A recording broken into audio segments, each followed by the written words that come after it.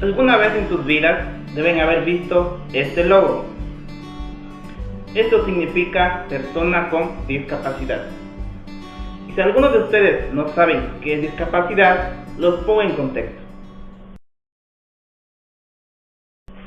La discapacidad es aquella condición bajo la cual ciertas personas presentan alguna deficiencia física, intelectual o sensorial, que a corto o largo plazo afectan a la forma de interactuar o participar plenamente en la sociedad.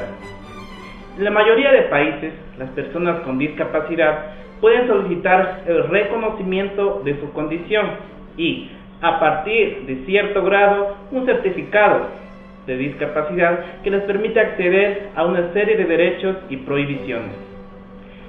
Para entender esto, tenemos 6 tipos de discapacidad: discapacidad visual, intelectual, auditiva, física, múltiple y visceral.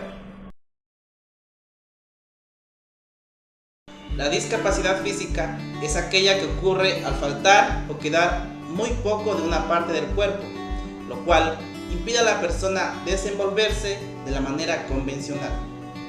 Se da cuando una persona tiene un estado físico que le impide de forma permanente e irreversible moverse con la plena funcionalidad de su sistema motriz.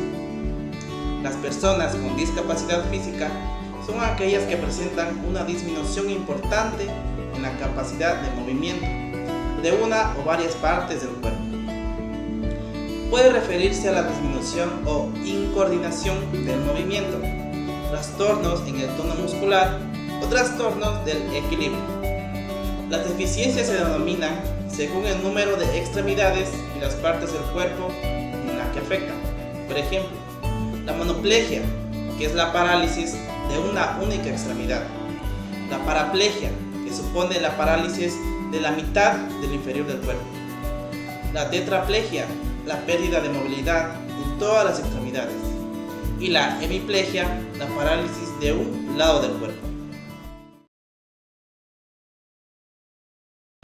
Discapacidad intelectual es un fenómeno utilizado cuando una persona no tiene la capacidad de aprender a niveles esperados y funcionar normalmente en la vida cotidiana. En los niños, los niveles de discapacidad varían ampliamente, desde problemas muy leves hasta muy graves. El síntoma principal es la dificultad para pensar y comprender. Las destrezas para desenvolverse en la vida que se pueden ver afectadas incluyen determinadas habilidades, prácticas, sociales y conceptuales. Si bien el tratamiento puede ayudar, esta enfermedad no tiene cura.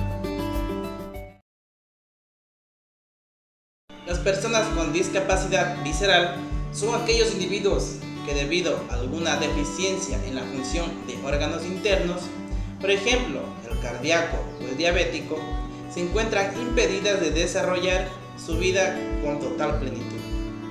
En ocasiones, los casos de discapacidad visceral sufren algún tipo de subdiagnóstico, es decir, no se reconoce como tal y por tanto no es posible acceder a una cobertura integral de medicación, salud y ayudas para la rehabilitación.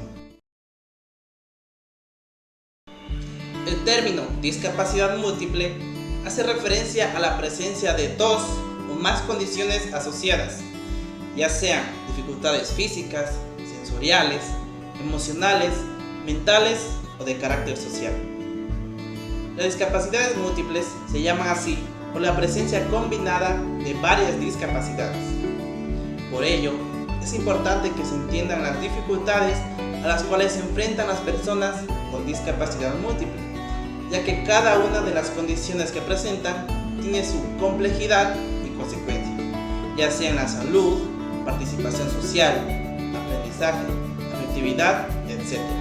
Por lo que la persona necesita un apoyo mucho más profundo que los que solo poseen una discapacidad. La discapacidad auditiva la podemos entender como una falta, disminución o pérdida de la capacidad para oír en algún lugar del aparato auditivo, y no se aprecia porque carece de características físicas que lo evidencien. Puede ser el resultado de daños en el oído interno o los nervios. Puede ser ocasionada por un defecto congénito, lesiones, enfermedades, ciertos medicamentos, exposición a sonidos fuertes o el desgaste propio de la edad. El síntoma principal es la incapacidad de escuchar sonidos. Algunas personas pueden oír después de una cirugía o al utilizar un audífono.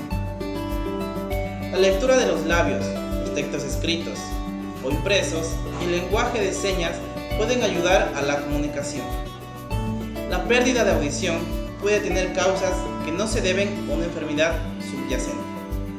Por ejemplo, un exceso de cera en el oído, exposición a ruidos fuertes, la edad, tener un objeto atascado en el oído o efectos secundarios de medicamentos. La discapacidad visual se la considera a partir de la disminución total o parcial de la vista. Se mide a través de diversos parámetros, como la capacidad lectora de cerca y de lejos, el campo visual o la agudeza visual. Esta es una visión insuficiente que, aunque con los mejores lentes correctivos, no sirve para realizar una tarea deseada. En este caso, hay dos diferentes clasificaciones de la disminución de la vista, que son ceguera y disminución visual. Ceguera es la pérdida completa de sentido de la vista.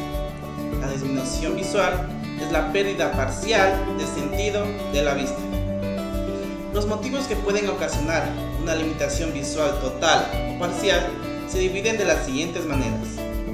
Prenatales, causas previas al nacimiento. Perinatales, causas durante el nacimiento. Y postnatales, causa posterior al nacimiento.